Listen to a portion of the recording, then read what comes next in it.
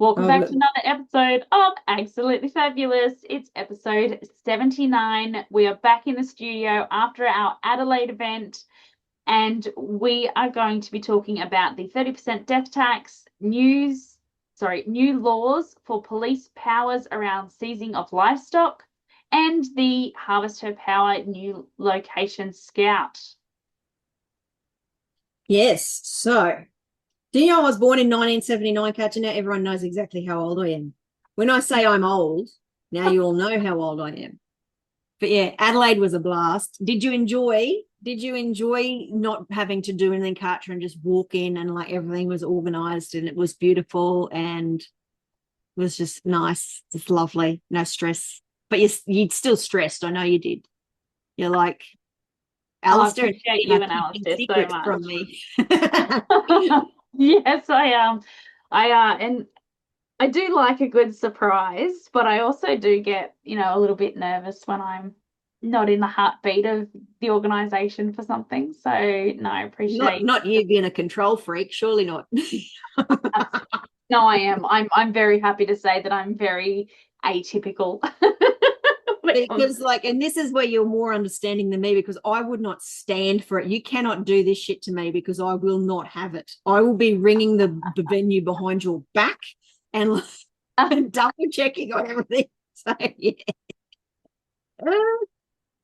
Yes. So no, I enjoyed it. I think it was a good day. And I think we should probably do more of these things. It's just a shame that we live in very, very different spots. But that's okay because we will probably we don't know, when we have the conference in Adelaide next year, we might do another live podcast recording. Who knows?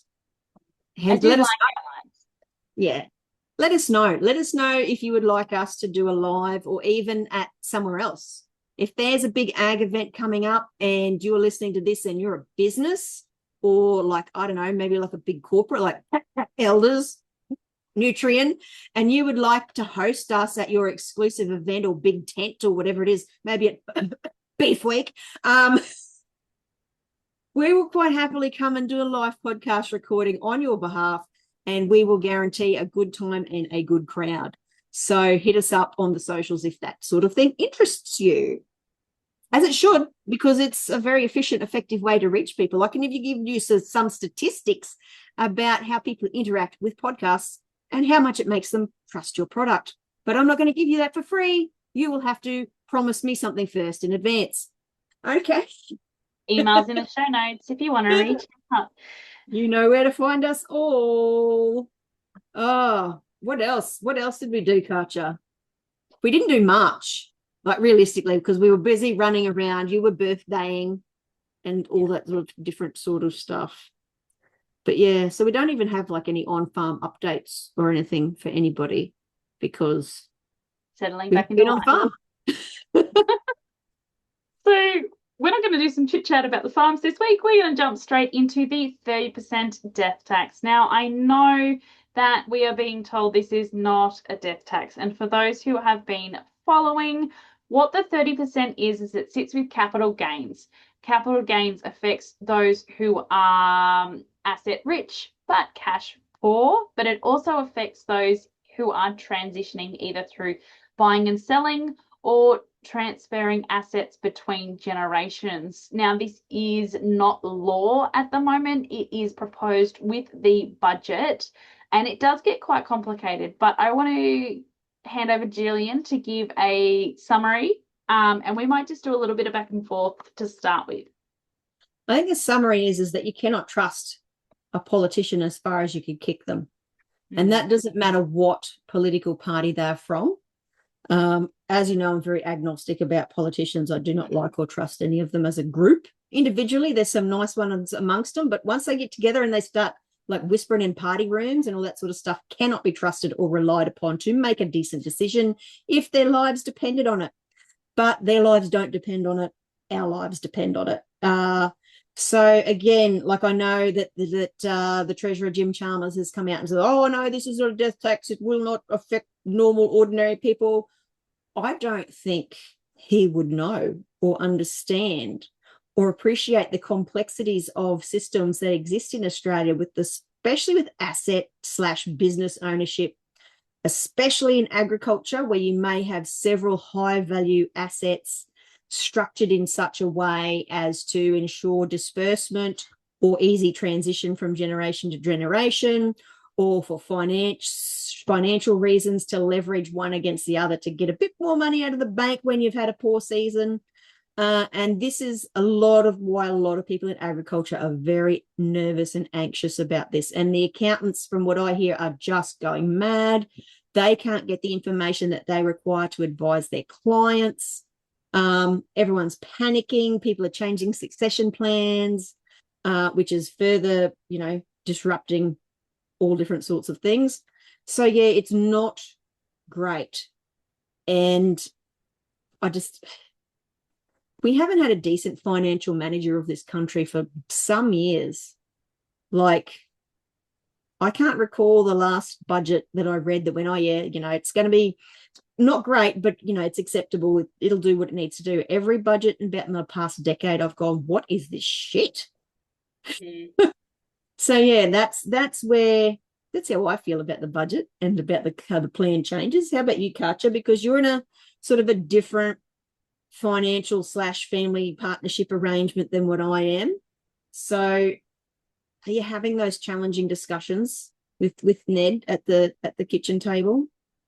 Not at the moment, because unless there's clarity about whether this is or isn't going to become policy, and whether it is or isn't going to be backdated, the government's looking at backdating this and backdating it, to the announcement date, in case it would be too late to change anything anyway.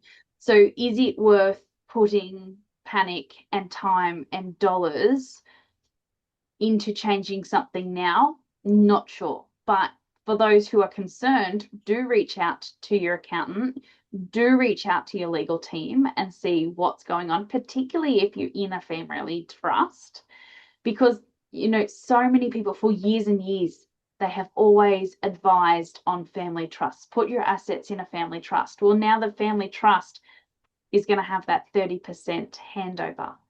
And that's it's unfair for those who have worked all their life and multiple generations to hand that on to their kids and grandkids.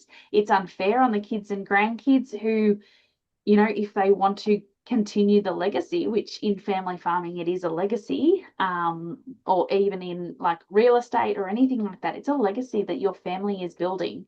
And that's really unfair for someone to take 30+% away or expect you to be able to pay when you take on that. I find it extraordinary that we are taxing, and there's a lot of commentary and chatter online about how this is the boomers, and it's to target the people who are hoarding investment properties and all this sort of stuff, etc.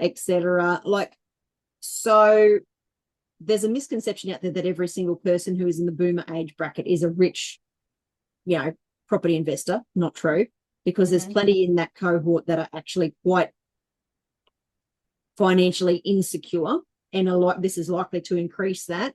And it is going to impact agriculture. Like, so they're causing disruption and uncertainty and sort of fear amongst a very large percentage of the population, when they could just tax gas. Like that.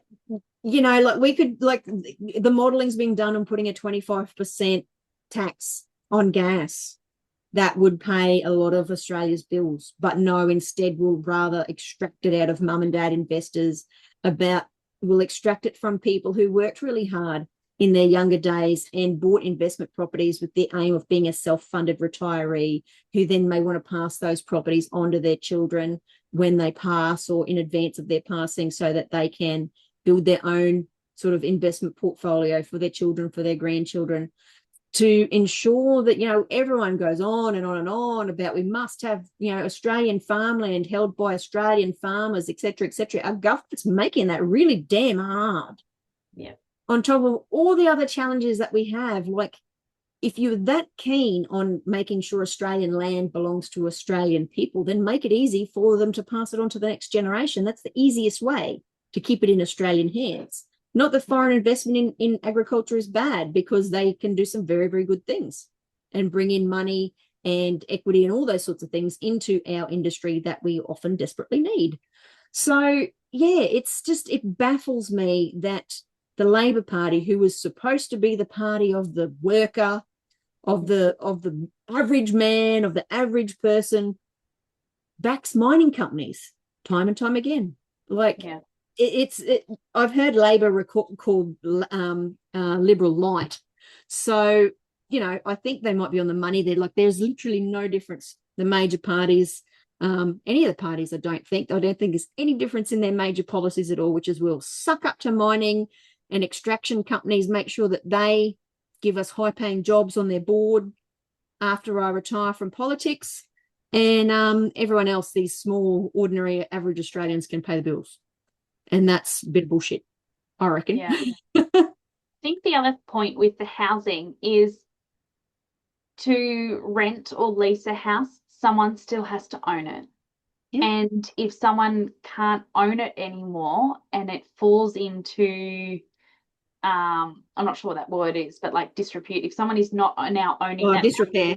Yeah. you can't lease it or rent it. So it's not going to actually help the housing crisis. It's going to make it worse, because you won't be able to lease or rent that house. And the government also hasn't allowed a capacity to be able to look after that house and or then rent it on, kind of thing. But then the other thing that's part of this additional policy that they've brought in with the budget is the fact that superannuation. So for everyone who has worked so hard and is going to retire on their superannuation, what they are also looking at doing is taxing unrealized gains through your super. So whether you have the assets, whether it's in a partnership or a trust, and they're going to try and tax that through capital gains, they're now coming after your super as well. So if you have been a teacher or you have worked all your life and you have put away super, because that is what you have been told to do for years and years and years, they are now going to tax that as well. Which is outrageous. How many times do you have to be taxed on super? Like, it's ridiculous, to be completely honest. Like, I thought they'd put that unrealized gains thing to bed, but that's one announcement that I missed with regards to this. But that is just,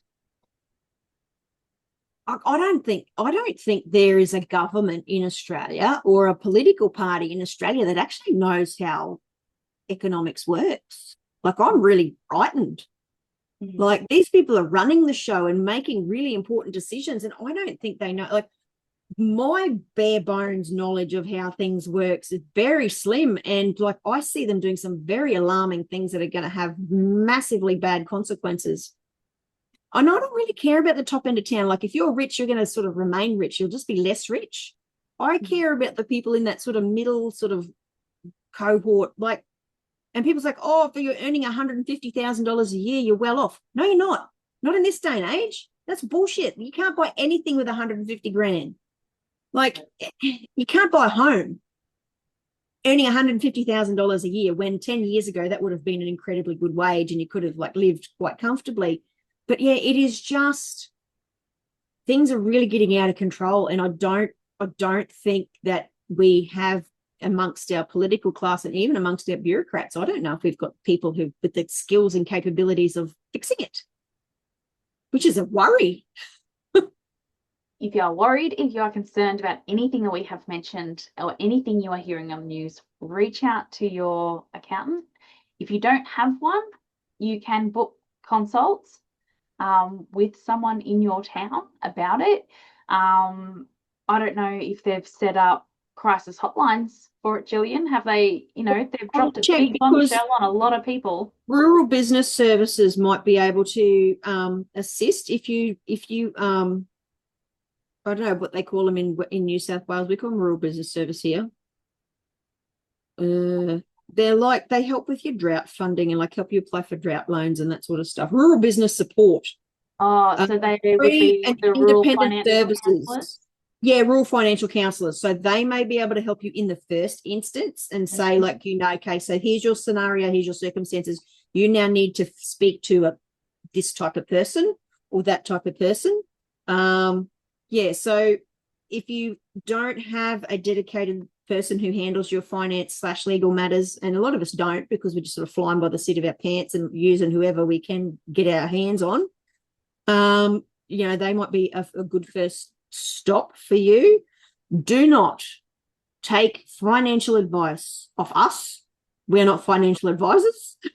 No. Do not take financial advice from AI chatbots. Reels on Instagram or other social. Do not take financial advice from people on the internet because they don't know your unique circumstances. It's like, this is serious. This is very serious. So you might see something that sounds like a really good plan. Take that idea to an actual person with actual qualifications and skills who can give you the proper advice. Don't action something if you saw it on TikTok or Facebook.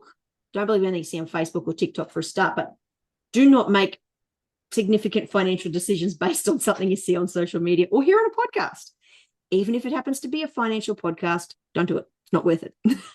Yeah, go and see someone. Talk to them about your situation and how they can best help you. And if you are concerned and you are in a multi-generational farm or you are in, talk to your family. Talk to your family, even if you're in the city. Talk to your family if you're concerned about it. Talk to who it is that, may be a beneficiary of you, and just bring it to the forefront of both your minds. I'm sure it may just help you relax a little bit more about the uncertainty of times.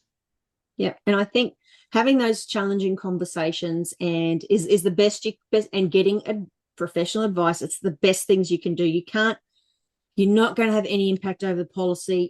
You will be restricted, but be as well informed and communicate as well as you possibly can. And do take that advice. Be well informed and communicate openly and clearly with all the stakeholders in your farm, family business, whatever you may have, just to make sure that everyone else is aware that things are happening. They may be changing, they may not. There's some uncertainty. Keep the lines of communication open. You take nothing else away from this podcast. Take that piece of advice. Yeah. Heading into our next topic. So new laws have been announced for police powers around the seizing of livestock. Did you have a chance to look at this article, Gillian? I did have a quick read. This is in New South Wales specifically. So, and we don't have the same thing in South Australia. We do have a similar sort of thing though, where the RSPCA in South Australia, so if someone needs to have their livestock seized or whatever, for whatever purpose, even production stock like cows, sheep, whatever, it's the RSPCA that does it. They're contracted to do that on behalf of the government, which I don't enjoy, because I don't think an advocacy body can also be the policeman, so to speak. I don't like that. Like, I think the government has a very clear role here, and that is that regulatory role. That's not the job of the RSPCA to be stepping into a regulatory capacity. They do in South Australia, they do work, like PIRSA, who's our department, work with the RSPCA if those sorts of things need to happen. But yeah, I don't enjoy the way that RSPCA is given that. So yeah, in New South Wales, they're proposing, did they pass or were they still proposed? I think it's still proposed. Yeah, where so if they come and seize livestock from your property, for example, for welfare issues or those sorts of things, they have the ability to treat your entire farm like a crime scene, which means kicking you off or locking you out, stopping you from touching things, all of those sorts of things, which, I also, on one hand, I can understand, because mistreatment of livestock is criminal and it shouldn't happen. But you haven't been proven guilty of that yet.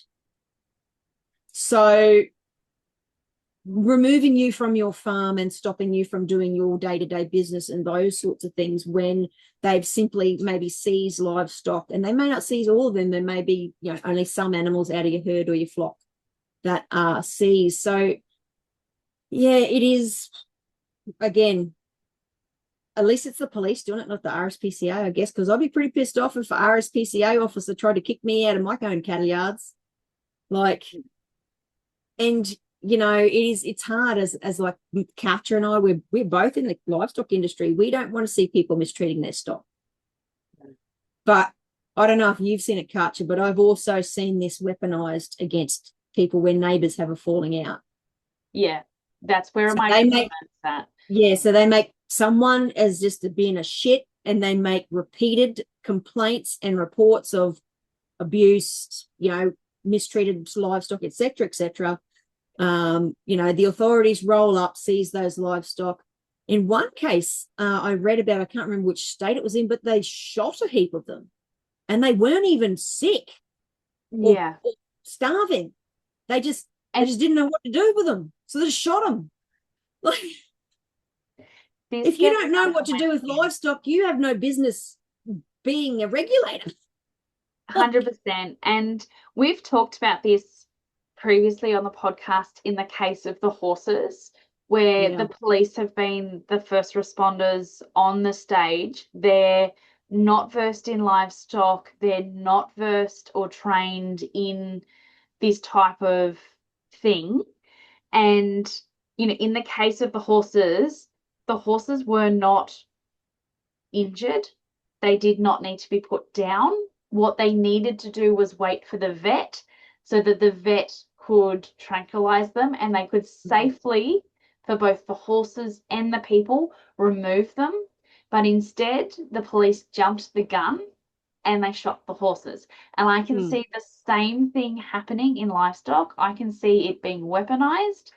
I don't think it needs to be a police thing. I think it needs to be an industry body where there is multiple steps in this, in an investigation first. But I also think it needs to be handled as not guilty until proven innocent. This is what our legal system has always been about. You are not guilty until proven guilty.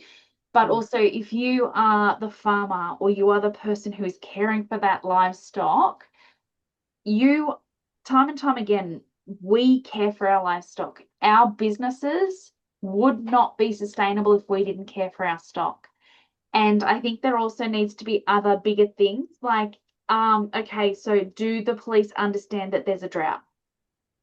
Do the police understand that, if a cow has a calf at foot and it goes back to a dairy breed, then it's going to be putting everything into that calf.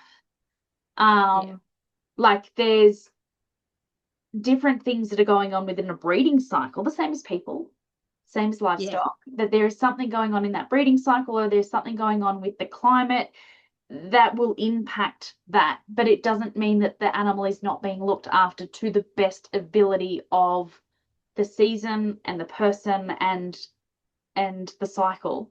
And I think all of that needs to be understood. If it sits with a livestock branch of the police and it sits with people who are trained, who are familiar with the industry, but who also know the locals and know the local disputes and things like that, then I think that will be handled with a lot more care. But if it's just going to be some hot-headed kid straight out of the academy who all of a sudden has been given the right to go and check out at someone else's farm, and they don't have all of that connection with the community or any of that knowledge, then I think this could quite easily turn out to be an absolute shit fight, and nobody wants to see that. So if they are going to pass new laws around these powers, they need to be investing the time and the training in it, and they also need to be reaching out to the community and keeping a pulse on what's going on. And I think because there's and again, like you and I have both seen it, there's drought time breeders, right? So you're breeding cows, they haven't stopped cycling for whatever reason. Maybe their nutrition's great, they just don't have a good fat coverage. They look terrible, skin and bones. But apart from being very bony, they are actually quite healthy. Eyes are glossy, hide's good, they're fresh, they're moving forward, they're not dying around the trough, that sort of thing. But to the uninitiated, to the inexperienced, they're like, oh my God, that cow's so skinny, she must be being mistreated, etc., etc. It's just that at the moment her energy requirements are far outstripping her capacity to lay down a layer of fat, but her muscles are still good, all that sort of thing. And so And again, the difference in breeds, like a dairy breed compared to a meat breed, a shedding sheep compared to a merino, all those sorts of things. I can understand in one way, like with the recent rise of the cookers and the sovereign citizens and all those sorts of people that are well armed and don't respect the law. And they are moving out more and more to rural areas. So I can understand if you're an animal welfare inspector or working for the local land services board or whoever does it in New South Wales, you wanting the police to go with you, especially if that person has a reputation or even a record for being violent or those sorts of things. Because like there was I don't know what state it was, I don't know if it was Queensland or New South Wales, it was an environmental inspector or someone was shot by a landholder when he just turned up to do his job and killed. So I can understand wanting to have the capacity for having police on scene in case of breach of the peace, but that's part of the police's job at the moment anyway. If you suspect there may be a breach of the police, you can ask the breach of the peace during this action. You can request the police accompany you to make sure that everyone's safety in that interaction is maintained. But yeah, I don't think we need to go above and beyond the powers that they currently have. I think that's a bit of an overreach. I think there may be more need to, like you said, Katja, just more training with police about how they interact with the animal welfare bodies, with the local land services board, and with local landholders and those sorts of things. But again, it's been my experience that the police force are very reluctant to engage in any of that sort of training or education of their officers. I don't know why. It would make everybody's life a lot easier. But yeah, it's like they don't want them to be able to be a valuable part of the community. They just want them to be law making or law enforcing robots, which makes their job much more challenging as well. So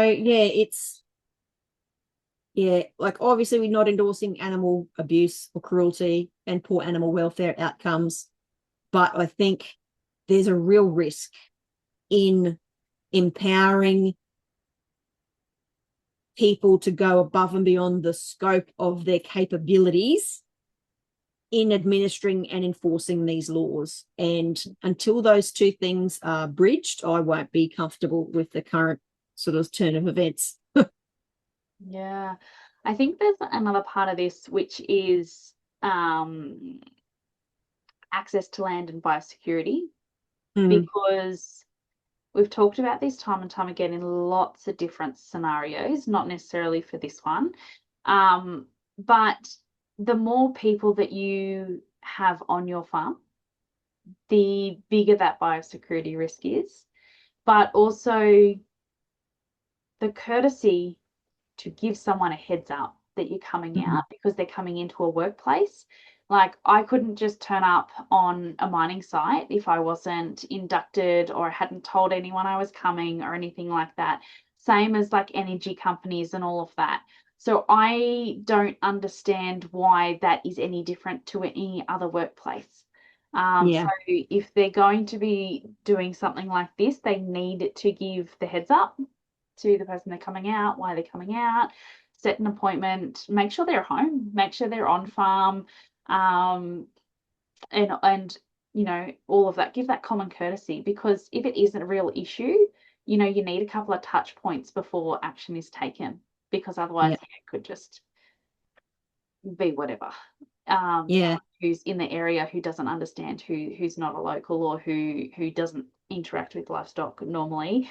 And I see this time and time again at the shows as well. So we go to a lot of rural country shows throughout the season, and particularly around things like the dog trials and stuff like that. Like I will always hear comments from people who don't have working dogs about the poor condition of the work dogs. No, they are at peak fitness. Like these are top work dogs who are trialing, and they are in absolute peak condition, but they do look very different to a household dog who doesn't work.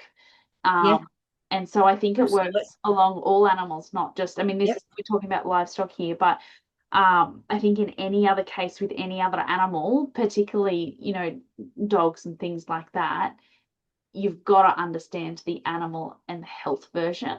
Yeah. To Well, be able, working bulls, for example, yeah, if because we don't control join, we're continuous joining. So when the cows are cycling just after we've had a rain event or whatever, and the bulls are working, they are finding every single fertile cow and fighting other bulls and everything else. They are lean.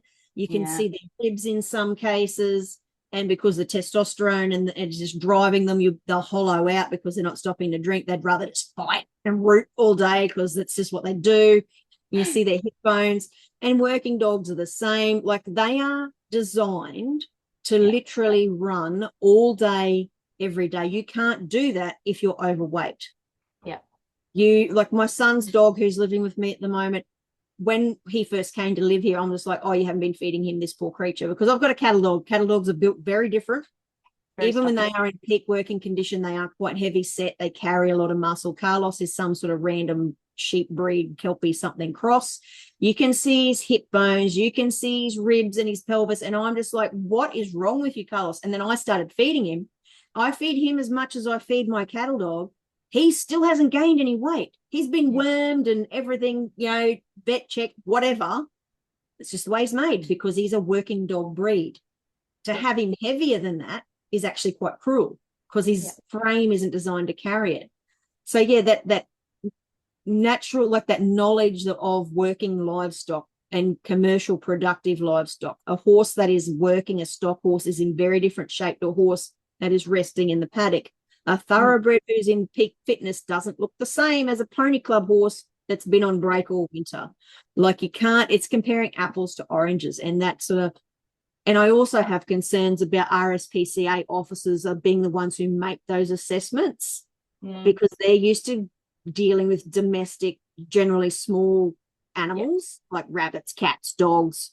They're not used to dealing with production livestock or with working breeds. And yeah, and I know there's probably checks and balances and all that sorts of things where you could get an independent vet check from a qualified production animal vet, large animal vet, whatever. But it's an added layer of stress and anxiety that you don't need if you haven't done anything wrong in the first place. yeah, I mean, to 100%. prove your innocence, to your point before, where we are agriculture, like I know most of us have a chip on our shoulder, etc., but we are often forced to prove our innocence instead of being assumed innocent like everybody else. And it's your point about the entering the workplace really got me. Do you know what the bar for a police officer rolling up to a normal average business unannounced and taking some sort of action has to be so high? Like, Mm, but it seems for an agricultural business, it's just like one phone call and they'll roll up to your front door and, mm. start interrogating you. Like yeah, not cool. But anyway, I don't know if we can fix that one apart from whinge about it. But yeah. Yeah, I don't think the new powers are necessary. And I think they just need to put more time and education into what they've currently got because, again, time and time again, we've seen it. It's just taking away the common sense. It's taking away the people connection, the community connection, and it doesn't help. It doesn't. It's not necessary. Well, it's like the proposed changes to the gun laws. If you funded the gun register and administration and checks properly in the first place, we would never have had a tragedy, and then we would never have required these new laws.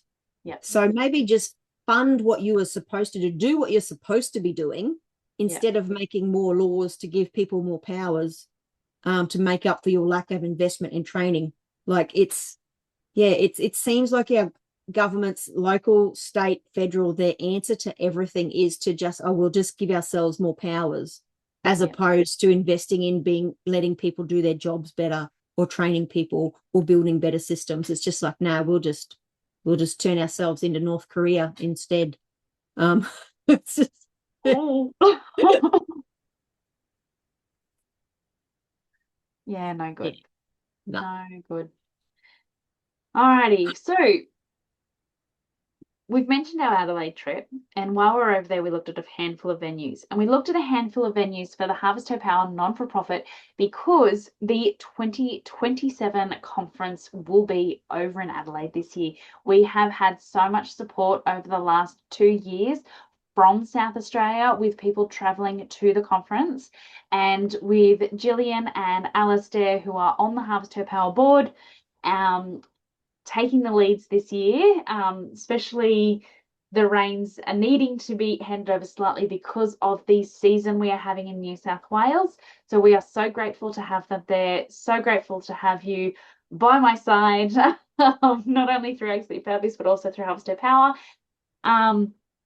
And also, we're not going, just because the conference will be in South Australia, it does not mean that we will not be doing some events on the ground here in New South Wales, and so that we can look after our Queensland, New South Wales and Victorian members as well, for those who have come to the conferences. And do you know what we should try and get a grant for, Katja? We should try and get a grant for like professional recording of the different sessions, so that our members can, like, for a small fee, because this shit does cost money, but buy access to those, sort of like put them behind a paywall on YouTube or something. So if you were really interested in watching a session around whatever, because we haven't set that yet, braiding cat's hair, and you're really invested in knitting a jumper from your guinea pig's fur, and we had a session on that, then you could like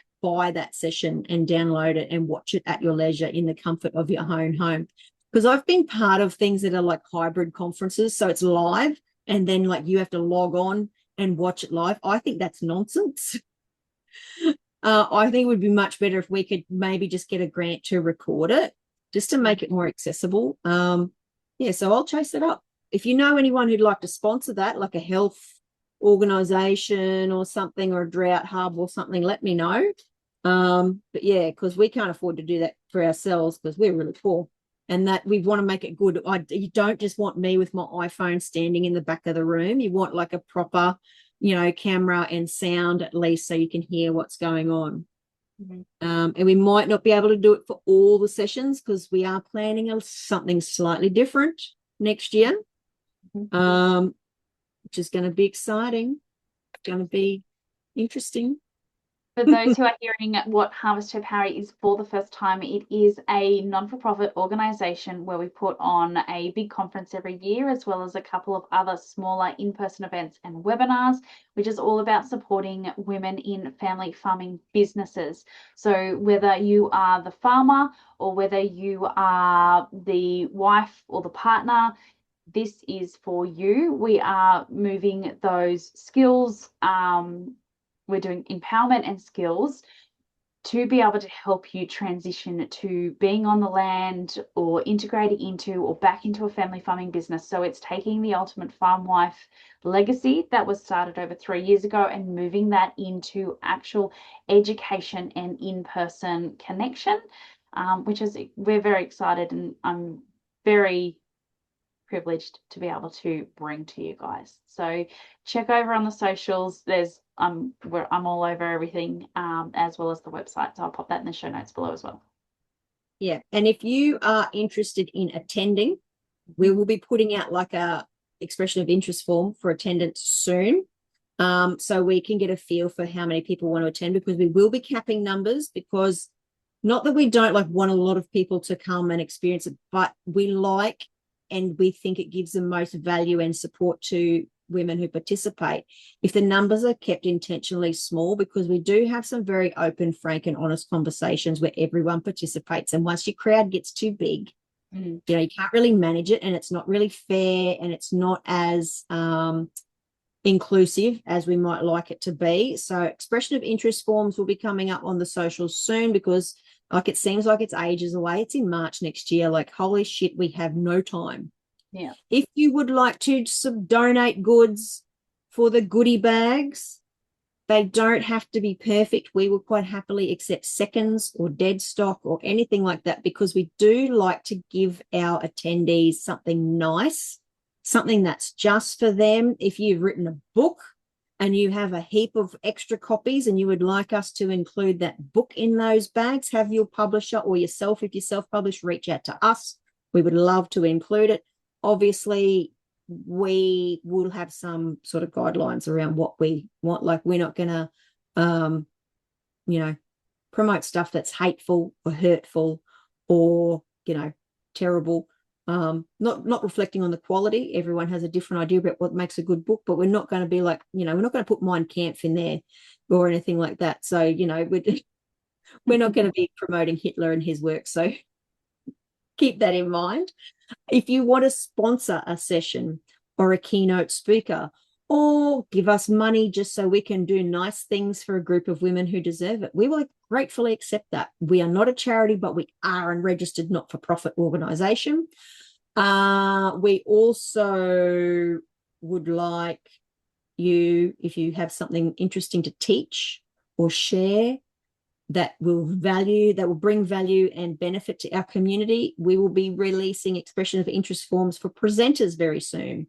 And along those lines, we're really interested in having people who will be able to give our attendees something physical or a digital resource, but a resource to take with them at the end of the day to support and enhance their ongoing learning and networking and, all that sort of stuff. Because I've been to so many conferences, you learn something new and it's great, but you have nothing in your hands, or you don't even have like a digital workbook or anything when you go home.